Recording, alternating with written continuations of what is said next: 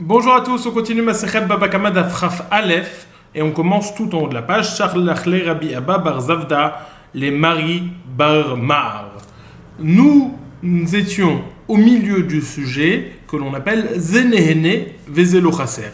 Rappelons le cas, quelqu'un a habité, Réhouven a habité dans la maison de Shimon sans que Shimon ne le sache. Au bout d'un moment, on s'en aperçoit. Est-ce que Réhouven doit payer les locations à Shimon? De quel cas parlons-nous? Réhouven n'avait pas d'autre maison, donc il est en train de profiter par le fait qu'il habite dans cette maison, Zenehene. Par contre, lorsqu'il s'agit de Shimon, il n'avait aucunement l'intention de louer sa maison, il n'a donc rien perdu en laissant Réhouven profiter de sa maison. Zé lo chaser. Et la question se pose, lorsque Zenehene Vezelo chaser, lorsque l'un profite mais l'autre ne perd pas, est-ce qu'après coup, on peut l'obliger à payer en lui disant « tu as profité somme toute » ou alors peut-il répondre « finalement, tu n'as rien perdu, je ne dois donc rien te payer ».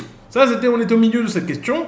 On a essayé d'amener plusieurs preuves dans un sens ou dans l'autre. Maintenant, on voit qu'on a posé ces questions. On va voir ce que les Amoreim m'ont répondu. Shalach le Rabbi Abba bar Zavda les Mari bar Mar. Rabbi Abba bar Zavda a envoyé à Mari bar Mar. Ba'emine mi Ravuna. Ils ont demandé à Ravuna, Hadar bechatzer mi chaveru shelo midato, tzarich le'alot lo sachar, olo. Ils lui ont dit, demande à Ravuna, celui qui habite dans la maison de son ami, sans qu'il en ait connaissance, est-ce qu'il doit lui payer la location ou pas? Adehachi nach nafshe de Ravuna. Entre-temps, on n'a pas eu le temps d'avoir la réponse. Ravuna est mort. Amarle Rabba bar Ravuna, Achi amar Rabba Mari mishmede Rav. Rabba bar Ravuna, donc le fils de Ravuna, dit quand même, ainsi a dit mon papa, Ravuna, au nom de Rav. Eino tsarich le'alot lo sachar. Il n'est pas censé lui payer, il n'a pas à lui payer la location pendant ce moment où il a profité, étant donné que l'autre n'y perdait rien. Et il continue, il n'a pas seulement dit ça, Veha socher bait me Réhouven, ma'ale sachar le Shimon. Quelqu'un qui loue, on va l'appeler Lévi, qui loue une maison à Réhouven, il doit payer à Shimon. Il loue la maison à Réhouven, il doit payer à Shimon. Demande la Gemara, qui est ce Shimon? Shimon, Mayavite, qu'est-ce qu'il a fait Shimon dans l'histoire? Hachigama, Nimtsa habayit shel Shimon, ma'alelo sachar. S'il a loué la maison de Réhouven, et puis après, on s'aperçoit que cette maison n'appartenait pas à Réhouven, mais à Shimon, eh ben, il va devoir payer la location à Shimon. Demande la Gemara, les deux dynimes énoncés par Rav sont a priori en contradiction l'un avec l'autre. En effet, on a dit, si j'habite dans une maison sans que son propriétaire en ait la connaissance, je n'ai pas à lui payer. Et dans le deuxième dîne, on voit que s'il habite chez Réhouven, et pensant que c'est à Réhouven, et finalement il s'avère que c'est à Shimon, il va devoir payer à Shimon. Il y a donc contradiction entre les deux dynimes. Dit la Gemara, tarté, comment peut-il dire les deux choses d'un coup? Dit la Gemara, non. Hade kaimele agra, hade lo kaimele agra. Lorsqu'on dit qu'il ne doit pas payer, c'est lorsque la maison, la maison n'est pas destinée à être louée, et donc c'est pour ça, c'est le cas de Zenehene Vezelo chaser, il n'a pas à payer. Par contre, lorsqu'on parle du cas de Réhouven et Shimon, Shimon voulait louer sa maison, et donc il y a une perte du côté de Shimon, c'est pour ça qu'il doit payer. Ama Itmar Nami, il a aussi été dit, Amar Apriya Baravin Amarav, Apriya Baravin a dit au nom de Rav, Amrele Amar Apriya Baravin Amaravuna. Certains disent que Apriya Baravin n'a pas ramené cet enseignement au nom de Rav, mais au nom de Ravuna. Hadar bechatzer chavero shelo midato eno tzarich le'alot lo sachar. Celui qui habite dans la maison de son prochain sans qu'il en ait connaissance n'a pas à lui payer de frais de location. Ve'asocher bait mimnei ha'ir ma'ale sachar leba'alim. Et celui qui loue une maison à la ville, à la mairie, à la communauté, il doit payer le sachar au propriétaire de la maison. Alors, encore une fois, la Gemara ne va pas comprendre. Ba'alim, Mayavit Taïou, à qui il a loué? Il a loué à un, il paye à l'autre. Dit la Gemara, Chikamar, Nimtse ou lo Ba'alim, Ma'alin la'en sachar. Si, au bout du compte, on retrouve qui est le propriétaire de cette maison, il va devoir lui payer à ses propriétaires. Donc là, encore une fois, on a une contradiction. Dans le premier dîne, on nous a dit, si tu habites dans une maison d'un autre sans qu'il en ait connaissance, tu n'as pas à le payer. Là, on nous dit, si tu habites chez quelqu'un, il s'avère que c'est chez une autre personne, tu vas devoir payer à cette autre personne, même s'il n'en avait pas connaissance. Dit l'Agmara, tarte, il semble y avoir une contradiction. Même réponse, ha de kaime leagra, ha de lo kaime leagra. Lorsqu'on dit qu'il doit payer, c'est dans un cas où kaime leagra, où il était censé louer sa maison, donc il a perdu par le fait que tu es dans cette maison. C'est pour ça que tu dois payer. Lorsque tu es pas tour de payer, tu n'as pas à payer, ha de lo kaime leagra, parce que cette maison n'était pas mise à la location, n'était pas destinée à être louée, et donc il n'y a aucune perte, et donc c'est le cas de Zen et Nevezelo Chaser, pas tout. Amar Rav Sechora, Amar Ravuna, Amar Rav. Rav Sechora dit au nom de Rav, Vuna au nom de Rav. Hadar bechatzer chavero shelo midaato, en tzarich lealot lo sachar, mishum sheneemar ush'iya yukat sha'ar. Dit la Gemara, maintenant on va voir une autre raison pour laquelle celui qui habite dans la maison de son prochain, même si il en profite, même si l'autre ne perd pas, il ne va pas devoir lui payer des frais de location. Pourquoi? Amar Rav Sechora, Amar Ravuna, Amar Rav. Rav Sechora dit au nom de Ravuna, au nom de Rav, Hadar bechatzer chavero shelo midaato, en tzarich lealot lo sachar. Celui qui habite dans la maison de son ami sans qu'il en ait connaissance, n'a pas à lui payer de sachar. Pourquoi? Mishum sheneemar ush'iya yukat sha'ar. Parce qu'il est dit que Ush'iya, qui est le nom d'un démon, yukat sha'ar, il détruit la maison.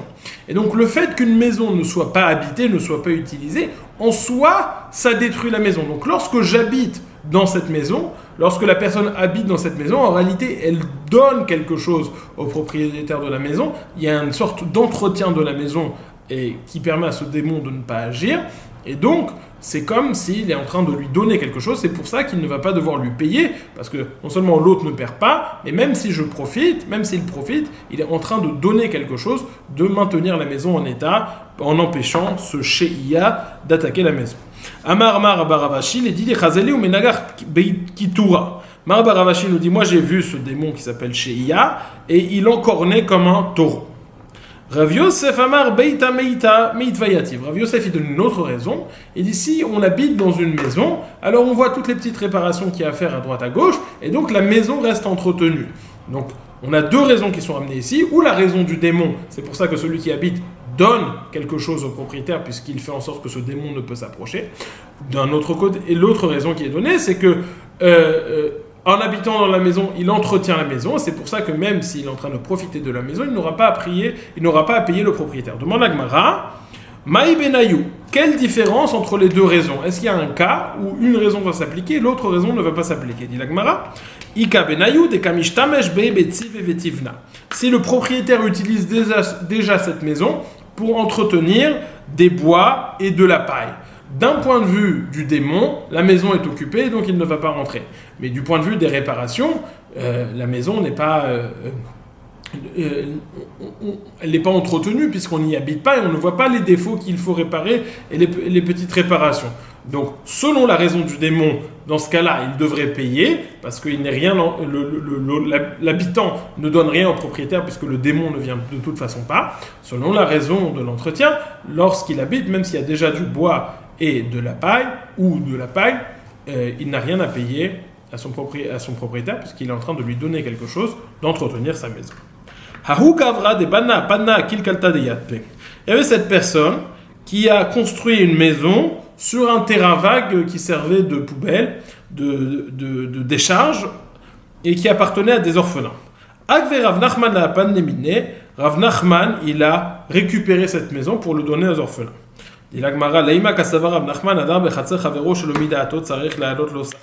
Ça veut dire que Rav Nachman il pense que si on habite dans la maison de son prochain sans qu'il en ait connaissance, on va devoir payer.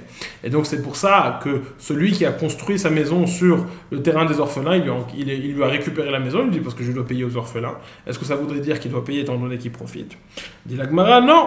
Hahu mi kara karmana ihavu dairebe veyavu leliyat medavar muat. Dans ce cas-là, dit la Gemara, il y avait des gens, des karmanaïm, des gens qui habitaient, qui utilisaient ce terrain, et ils payaient une petite location, ils payaient des frais à ces orphelins. Donc lui, en venant s'installer, il a fait perdre aux orphelins ce qu'ils gagnaient avant. Et dit la Gemara, et il lui a dit, Rav Nachman, il lui a dit à cette personne qui avait construit sa maison, Amar les îles païsin ou les yatme. Il lui a dit, va, donne quelque chose aux orphelins, essaye de les consoler, qu'ils te donnent pas de les consoler, mais de t'arranger avec eux, paye-leur ce qu'ils recevaient de toute façon, comme ça tu vas être arrangé. Vélo Ashgarbé, et lui il n'a pas écouté. C'est-à-dire, si tu n'écoutes pas, tu es en train de créer un dommage aux orphelins puisqu'ils perdent quelque chose, alors là on va te saisir ta maison pour rembourser aux orphelins. Voilà. Là, la sougia de Zenéné Vezelo Chaser s'arrête. A priori, on a dit, la conclusion qui ressort de la Gemara, c'est que s'il y en a un qui profite et l'autre ne profite pas, et l'autre ne perd pas, Zenéné Vezelo Chaser, la conclusion de la Gemara a l'air de Eno Tsarik Lealot Lo Sachar, il n'a pas à lui payer, puisque l'autre n'a rien perdu. Ceci étant dit, comme on l'a précisé hier, c'est uniquement après coup.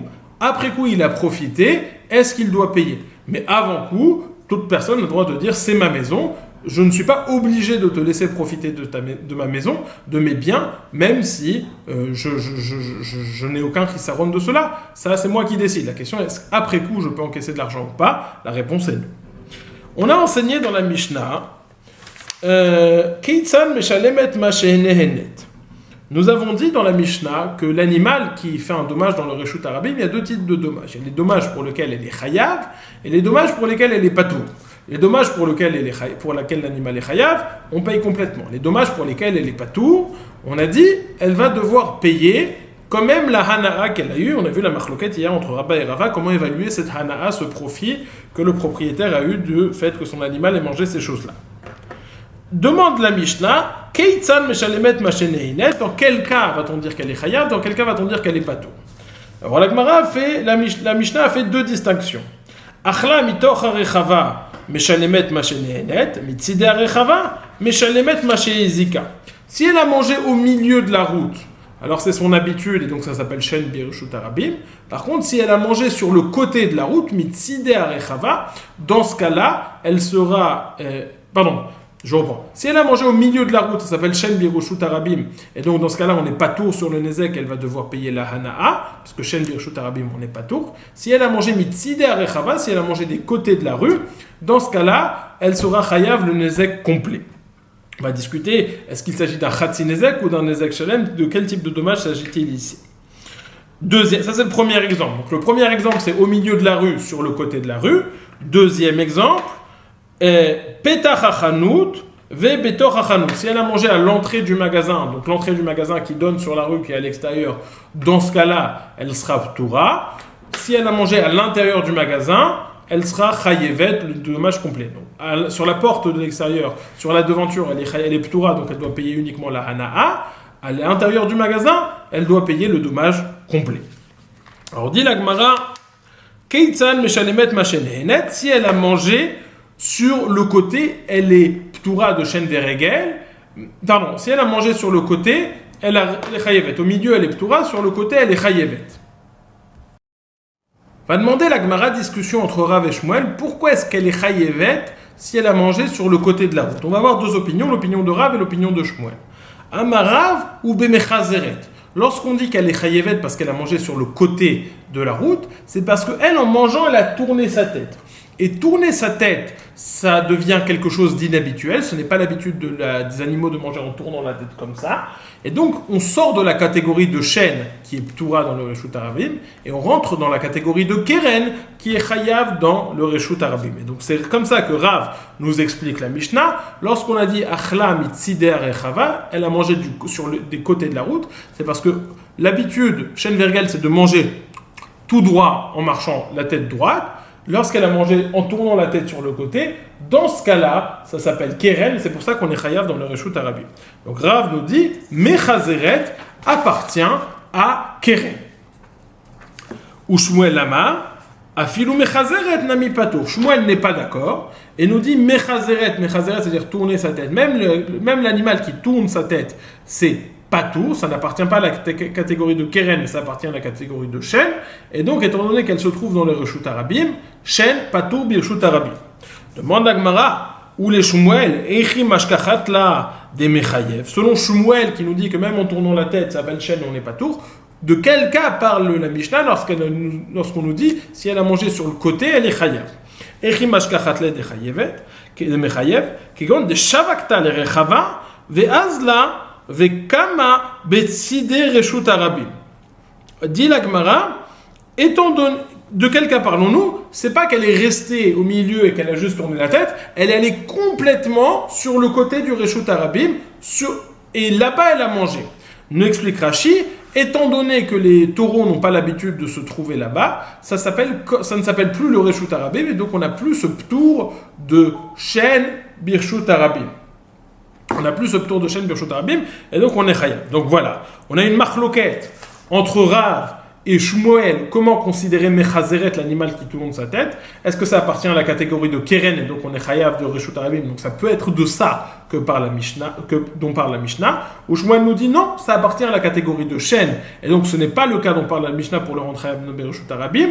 Lorsqu'on dit qu'elle est Chayevet Betzider Rechava sur le côté, c'est qu'elle se tient complètement dans le Tzider Rechava, complètement sur le côté, et dans ce cas-là, elle sera Chayevet, le dommage complet.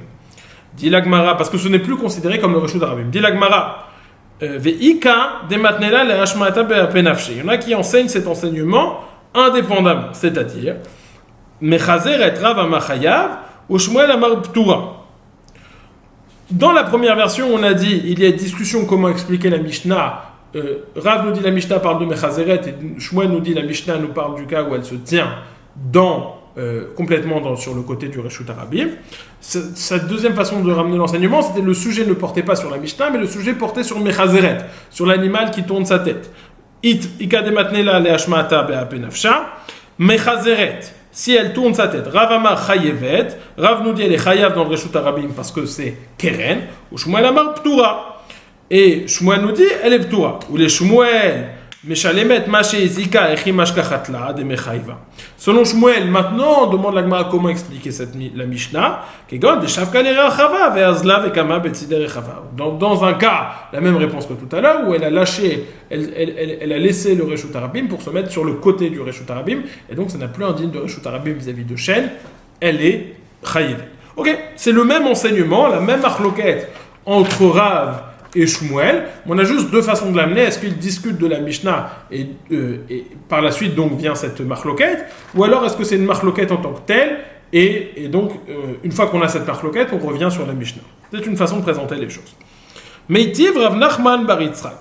Rav Nachman bar Yitzhak objecte. Nous avons dit dans la Mishnah, il y a deux exemples où on a dit Chayav sur la Hana et Chayav sur le Nezek. Premier exemple, si elle a mangé au milieu du Reshut Harabim, elle est Chayav sur la Hana uniquement et pas sur le dommage. Et si elle a mangé sur le côté, elle est Chayav sur le dommage complet.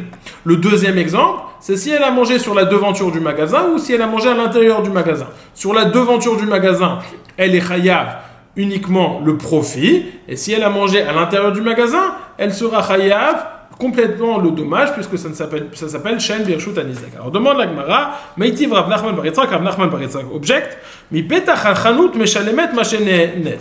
On a dit que si elle mange sur le pétard du chanout, sur la devanture du magasin, elle va payer uniquement le profit et pas le dommage. Donc de quel cas parlons-nous? Si on parle du cas où elle se tient vraiment dans le côté, dans ce cas-là, elle doit payer le dommage complet. Tout le monde est d'accord qu'elle paye le dommage complet dans ce cas-là. Donc sur le côté, alors c'est pas de ce cas-là duquel la Mishnah parle. Alors de quel cas parlons-nous? Elle marche au milieu et elle tourne la tête pour manger sur le côté. Et si elle tourne la tête pour manger sur le côté, sur ça nous dirait la Mishnah, on est chayav de payer uniquement la hana'a et pas le dommage complet. Ça a l'air d'être donc d'aller dans le sens de Shmuel et pas dans le sens de Rav. Puisqu'on voit que l'animal, la vache qui se trouve au milieu du Reshut Harabim, tourne la tête, et malgré tout, ça appartient à la catégorie de chêne, et on ne sera pas tour sur le dommage, chayav uniquement sur la hanaha, et pas à la catégorie de keren. Et donc, ça, la suite de la Mishnah a l'air d'aller dans le sens de Shmuel, et pas dans le sens de Rav. Dit la Gemara, hu motiv la vehu mefarek la, de kaima bekeren zavid. Rav Nachman bar Yitzhak qui a posé la question, c'est lui qui a posé la question, mais c'est lui qui a trouvé la réponse. De quel cas parlons-nous? On parle du cas où le chanout, le magasin se trouve à l'angle dans un angle, et donc elle peut arriver à la devanture du chanout, du magasin, sans se trouver dans les Tzidei Reshut Harabim, avec la tête droite. Et c'est dans ce cas-là que nous dit la Mishnah, qu'on est chayav uniquement le nezek, qu'on est chayav uniquement la hana'a, et qu'on n'est pas chayav le nezek, parce qu'elle mange de façon droite, et on peut comprendre cette Mishnah, même selon l'opinion de Rav. Ça, c'est la première version, l'explication de cette marloquette. On sait qu'il y a une marloquette Rav ou Shmuel. La première version, c'est de dire qu'ils sont en marloquette au sujet de Mechazeret. Est-ce que Mechazeret, c'est Keren? Pardon, ou est-ce que Mechazeret, c'est Shem? Ika de Amre, il y a une deuxième version de la marloquette entre Rav et Shmuel, qui nous dit que Mechazeret, Kula Almalo Pligé de Chayevet. Mechazeret, que ce soit Rav ou Shmuel, tout le monde est d'accord que ça appartient à la catégorie de Keren et pas à la catégorie de Shem. Quel est le sujet de la marloquette? Kula Almalo Pligé de Chayevet, qui plié, Bemakse Makom Mirshuto, Lirshut Arabim. On parle du cas où on a quelqu'un qui avait une cour, disons, et il a laissé des affaires dans cette cour, et il a rendu hefker toute cette cour pour le Reshut Arabim. Je reprends, quelqu'un a le Reshut Arabim qui passe à côté de chez lui, et il a rendu hefker, il a donné toute cette cour pour le Reshut Arabim, que les gens puissent passer dedans.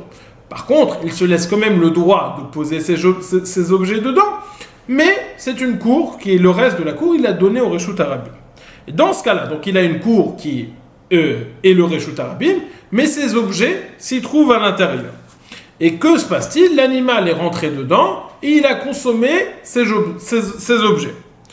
Amarav, Loshanu ve'achitma, qui pligé rebemaktsema comme Irshuto, l'Irshut Arabim ve'achitma, et ainsi il a été dit. Amarav, Loshanu et la Mechazeret, aval maktsema comme Irshuto, l'Irshut Arabim, petura. Ushmuel Amar, afilu maktsema comme Irshuto, l'Irshut Arabim, chayevet. Rav nous dit, tout le cas où on a dit dans la Mishnah qu'on est chayav, c'est uniquement quand Mechazeret elle tourne la tête, puisque ça appartient à la catégorie de Keren. Mais lorsqu'on parle du cas de Maktse Makom Yirshuto Lirshut Arabim, où il donne de son terrain au Reshut Arabim avec la possibilité toujours de poser ces affaires-là, Rav pense qu'il est patou. Tandis que Shmuel pense qu'il est le propriétaire de l'animal est toujours chayav. Et donc là, et c'est sur ça que porterait la discussion entre Rav et Shmuel. Rav pense patou, Shmuel pense chayav, lorsqu'il a donné de son terrain au Reshut Arabim. La Gemara va essayer de comprendre cette marloquette. Leima, bebor birshuto kamiflike. Rav de Amar patou kasavar bor birshuto chayav. Ou Shmuel de Amar chayav kasavar bor birshuto patou. Dit la Gemara, peut-être que le sujet de la discussion, c'est comment comprendre ces objets qu'il a laissés chez lui, c'est-à-dire que l'endroit de l'objet lui appartient toujours, mais le makom est donné au Reshut Arabim. Comment se passe-t-il si j'ai un puits qui est chez moi, c'est-à-dire le trou du puits est à moi, mais tout le reste appartient au Reshut Arabim? Est-ce que c'est un bord sur lequel la Torah rend chayav ou pas? Dit la Gemara, peut-être que c'est ça le sujet entre Rav et Shmuel, au sujet de bor birshuto. Rav pense que quelqu'un qui fait un puits chez lui et qui rend hefker autour du puits, du fait que les gens puissent y arriver, ça s'appelle un bord et on est chayav dessus, et s'il y a un animal qui tombe dedans, on sera chayav. Tandis que Shmuel nous dit non, on n'est pas tour, le puits duquel parle la Torah, c'est uniquement un puits dans le Reshut Arabim. Quelle est l'influence de cette marloquette vis-à-vis de notre marloquette au sujet de Maktse Makom Yirshuto Lirshut Arabim? Et bien c'est comment définir ces fruits que le propriétaire a laissé au milieu de son champ qu'il a rendu hefker au Reshut Arabim. Si on considère ça comme un puits, donc il a laissé un mazik, quelque chose qui est capable d'endommager, et donc si on endommage ce mazik, on n'est pas tour. Toi, tu n'es pas bécéder, ce n'est pas bien ce que tu fais de laisser un mazik. Si on abîme ton mazik, on n'est pas tour. Mais si on considère que les fruits qu'il a laissés n'ont pas le statut de bord, puisqu'ils sont toujours dans mon Reshut à moi, le domaine strict des objets est toujours dans mon Reshut, donc j'ai le droit de laisser mes fruits là-bas. Si tu viens les manger, tu seras chayav. Et dit la Gemara, peut-être que c'est ça la marloquette entre Rav et Shmuel. C'est la marloquette, est-ce que bor birshuto, lorsque quelqu'un fait un puits chez lui et qu'il rend hefker autour de ce puits, est-ce que c'est un puits sur lequel on est chayav ou pas? Rav dirait qu'on est chayav dans ce cas-là, et donc c'est pour ça, étant donné que j'ai laissé un puits, et si un animal vient et m'abîme son puits, étant donné que moi je ne suis pas bécéder, alors l'animal, s'il abîme, c'est pas grave. Tandis que Shmuel pense qu'on n'est pas tour, et donc ça s'appelle pas un bord ce que j'ai laissé chez moi, donc si Shmuel, donc je suis bécéder à Gamour, si l'animal vient et abîme ça, il est chayav. Leima ve bor birshuto kamiflege, Rav d'Amar patur, kasavar bor birshuto chayav, ou Shmuel d'Amar chayav, kasavar bor birshuto patur. Dit la Gemara, ça n'est pas forcément vrai. Amar lecha Rav, leola ve malecha, be'alma בור ברשותו פטור ושאני אחד אמר ללאו כל כמינר דמקרב תלה לפירותך לרשות הרבים מחייב תלהו לתוראי ושמואל אמר בעלמא בור ברשותו חייב דבישלמה בור יקה לממר לאו דעתי אלא פירות מיקה לממר לאו דעתי החזה להו. Dit la Gemara, on peut comprendre l'opinion de Rav et de Shmuel, l'opinion de Rav qui rend patour, même selon l'opinion que Bor Birshuto patour, et je peux comprendre l'opinion de Shmuel qui dit Chayav, même selon l'opinion que Bor Birshuto Chayav. Donc, le fait de dire qu'il y en a qui dit patour ici, Rav dit Chayav, ça n'est pas obligatoire. Pourquoi? Alors, je vais vous avouer que ces svarot, je ne les ai pas extrêmement bien comprises, on va les lire et les traduire, au moins qu'on les ait. Dit la Gemara, Amar lecha Rav, Leolam emalecha, Be'alma borbir shuto patour. Rav qui dit patour ici dit je peux penser que quelqu'un qui fait un puits chez lui il est patour. Vesheni achad amar lilav kol kaminar de mekarav tleu les perotra les reshut arabim ou mechayev leu les touraï. Malgré tout, je pense que c'est patour puisque tu ne peux pas laisser le reshut arabim et tes fruits au milieu du reshut arabim, rapprocher tes fruits du reshut arabim pour rendre chayav les gens. Ça n'est pas possible. Je pense malgré tout qu'on n'est patour. Et Shmuel pareillement, ou Shmuel Amar, Be'alma bor birshuto chayav, de bishlama bor ikale memar lavadaite, et la perot mi ikale memar lavadaite, achazeo. Shmuel nous dit on est chayav dans un bor birshuto, mais c'est uniquement un puits, puisque on ne peut pas le voir, mais si c'est des fruits, dans ce cas-là, on serait chayav, et donc si on les a consommés, on sera chayav.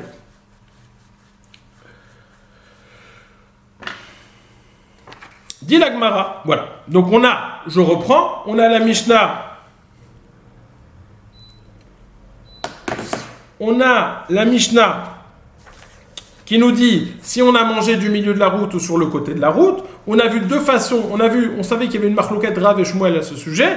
On a vu deux façons d'établir cette marloquette entre Rav et Shmuel.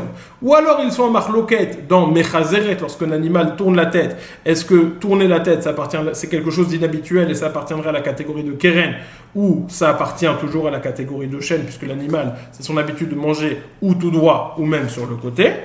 Ou alors on va dire que Mechazeret, tout le monde est d'accord que ça appartient à la catégorie de Keren, et leur marloquette, c'est lorsque quelqu'un laisse de son domaine au Reshut Arabim, mais en laissant toujours quelques objets à lui, est-ce que dans ce cas-là, si ces objets sont consommés, est-ce qu'on est chayav ou pas tout?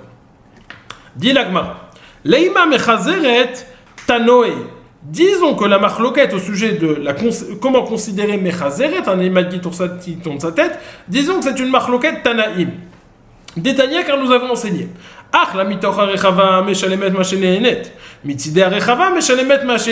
Nous avons enseigné. Si elle a mangé au milieu de la route, elle paye uniquement le profit parce qu'on n'est pas tout sur le dommage. Si elle a mangé sur le côté de la route, elle paye le dommage complet. Rabbi Meir et Rabbi Yehuda. Rabbi Yossi et Rabbi Elazar omrim en darka lechol ela lealech. Rabbi Yossi et Rabbi Elazar nous dit son habitude n'est pas de manger, mais de marcher.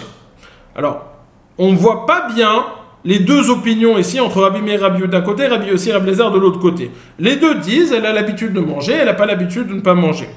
Dit la Gemara, c'est la question de la Gemara. Rabbi Yossi, Hayinu Tanakama. Rabbi Yossi, ils ont juste dit que l'animal a l'habitude de manger, et Tanakama est d'accord avec cela. Et là, Mechazeret Ikabenayu. Tanakama savar mechazeret nami meshalemet ma shenehenet, ve Rabbi Yossi savar meshalemet ma sheizika.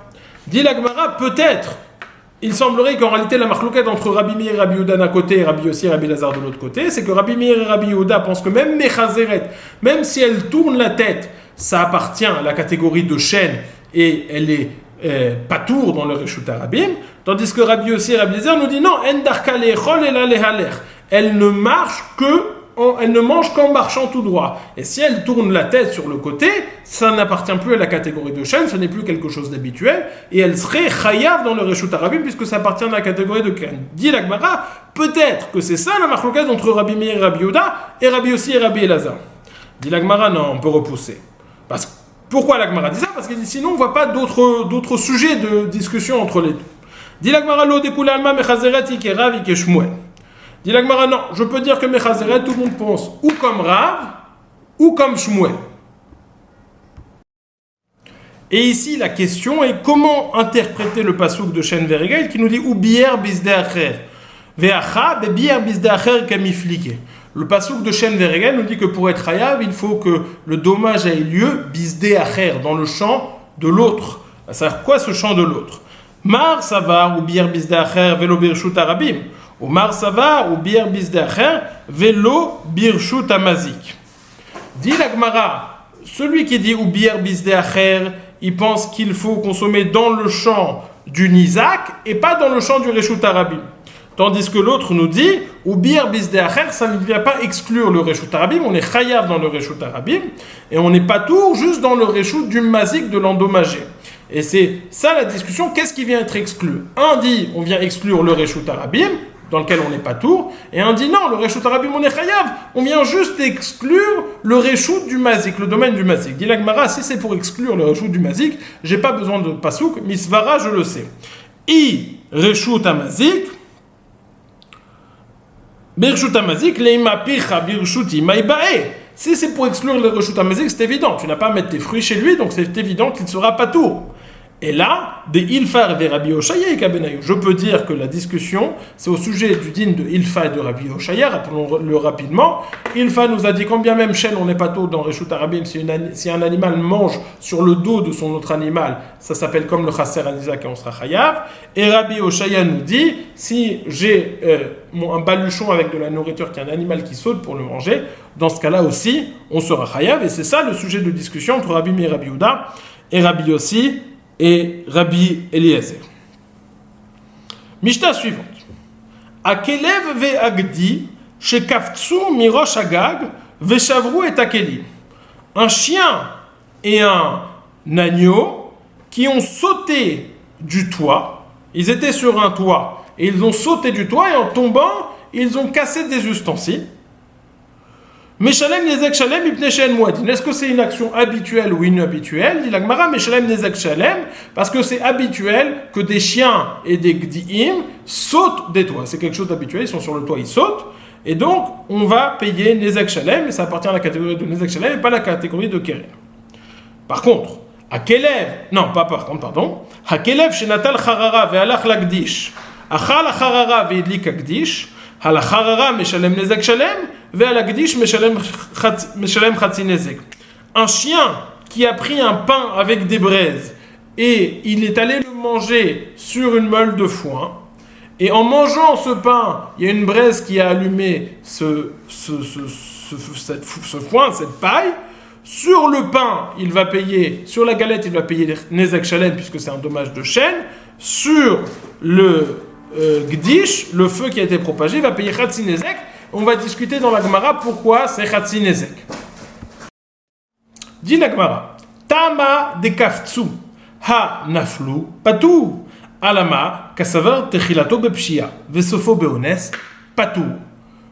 On fait le diouk suivant. Dans la Mishnah, on a dit si un chien se trouve sur le toit et il saute, je suis chaya, parce que c'est quelque chose de prévisible. Si je laisse mon chien sur un toit, il saute du toit et il casse les kelim qui sont en dessous. Dit la Gemara, pourquoi est-ce que j'ai parlé uniquement du cas où le chien a sauté?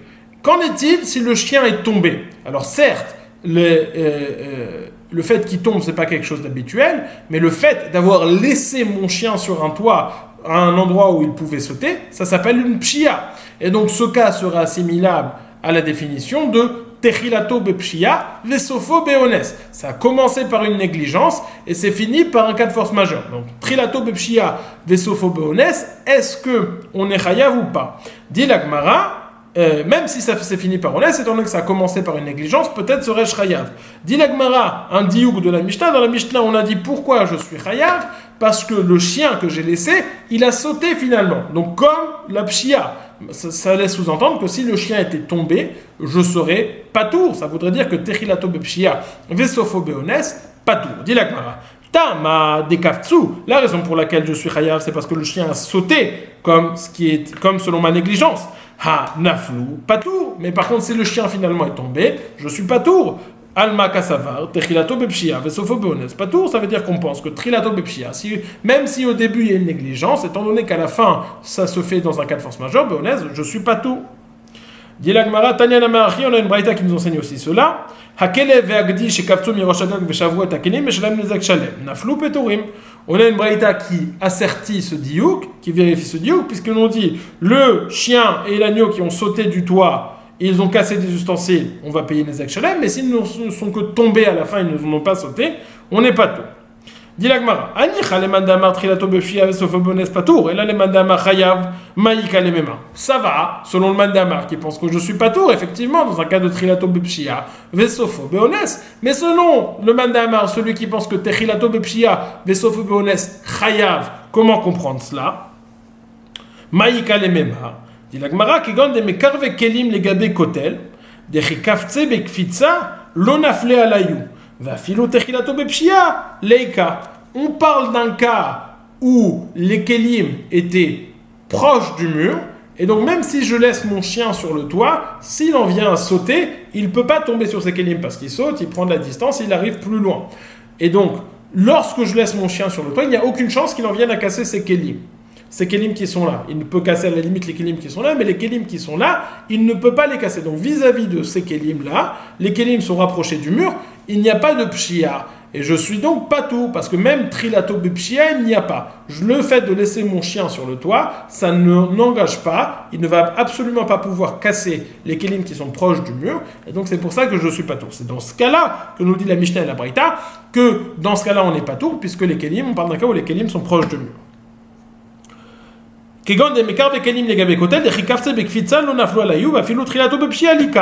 On parle d'un cas où les kelim sont proches du mur, ce qui fait que lorsque le chien saute, il ne va pas les atteindre, et donc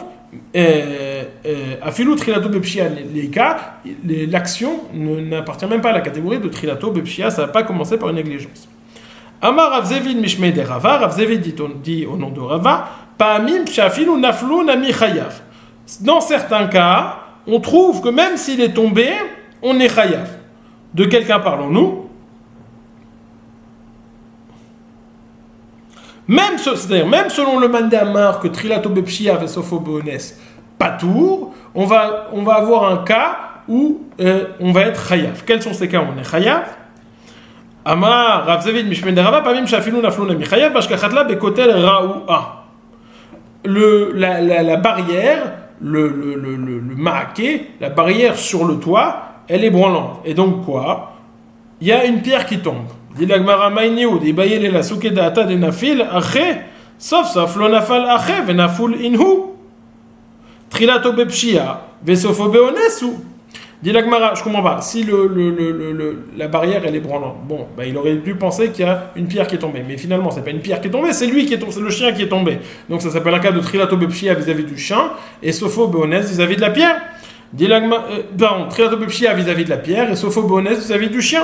Dit la Gemara, non, l'autre tzricha bekotel tsar. On parle d'une barrière qui était fine et donc c'est l'habitude du chien de sauter sur la barrière. Étant donné que la barrière est étroite, il va finir par tomber. Et donc même quand il tombe, ça s'appelle pas en S, ça s'appelle quelque chose de prévisible. Donc c'est trilato bepshia vesofo bepshia. Et donc on est chaya. Donc Rav Zevid nous dit, des fois même si le chien finit par tomber, c'est inclus dans la pshia de base, ça ne s'appelle pas un S. Tanoura Benen. Akelev ve'agdi chez Dilgu mimata lemala pturim. Le chien et le chien et l'agneau qui ont grimpé, qui ont sauté de bas en haut, ils sont patour, on n'est pas tour de Nezek Shalem parce que c'est quelque chose d'inhabituel, ça appartient à la catégorie de Keren, on sera Chayav, Chatzinezek. Mais les Malam, les Mata, Chayavin, par contre, s'ils descendent de haut en bas, ça ils sont Chayav, Nezek Shalem parce que c'est quelque chose d'habituel chez eux. Adam vetarnegol chez Dilgu, Ben milemala le mata, Ben milemata le mala, Chayavin. Adam vetarnegol chez Dilgu, Ben milemala le mata, Ben milemata le mala, Chayavin. Un homme et un coq qui sont passés de haut en bas ou de bas en haut, ils sont chayav. Pourquoi? Parce que l'homme il est chayav de toute façon, il est mouad léolam, et le tarnegol c'est son habitude de faire dans les deux sens. Dit la Gemara, Ve'atania, pourtant on a enseigné Hakele ve'agdi chez Dilgu ben milemata lemata ben milemata lemala pturin. Dit la Gemara, pourtant on a enseigné que le chien et le gdi, s'ils sautent, que ça soit dans un sens ou dans l'autre, ils sont de toute façon patour. Dit la Gemara, Tirgem arav papa de apir meiper kalba beskira vegadia besricha. Yachi amay pturim, pturim benezak shalem vechayavim bechatzi nezak. Dit la Gemara, Rav Papa, de quel cas parlons-nous lorsqu'on dit qu'ils sont pturim? C'est parce qu'ils ont fait quelque chose d'inhabituel, ils se sont retournés, ou alors Gadia besricha, il a escaladé. Dans ces deux cas, on n'est pas tour. Et on n'est pas tour parce que c'est quelque chose d'inhabituel. Dit la Gemara, si on devrait être chayav, pourquoi sont-ils pas tour? Lorsqu'on dit pas tour, on n'est pas tour de nezek shalem, mais on est chayav chatzi nezek parce que ça appartient à la catégorie de keren. Passez une excellente journée.